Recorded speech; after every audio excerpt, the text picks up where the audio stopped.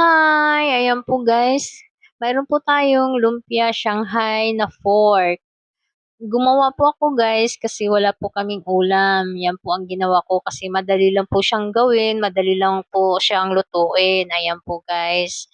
Hinati ko po siya sa gitna kasi gusto ko po lutong-luto po siya sa loob. Kaya hinahati ko po siya.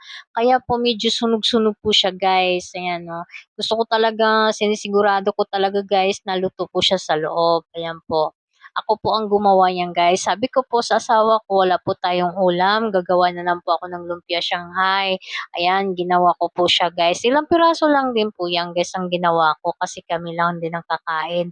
Ang kasarapan po din yan guys sa lumpia Shanghai, pwede mo din yan merienda, pwede mo din siya iulam. Yan po ang kasarapan sa lumpia Shanghai guys. Ayan po. Ayan pong ginawa ko yan, yun po ang ulam namin. Tapos yung iba naman, minerienda namin. Nagmerienda kami ng lumpia Shanghai. Ayan po guys, napakasarap po yan. Isaw-saw sa ketchup. Napakasarap din yun.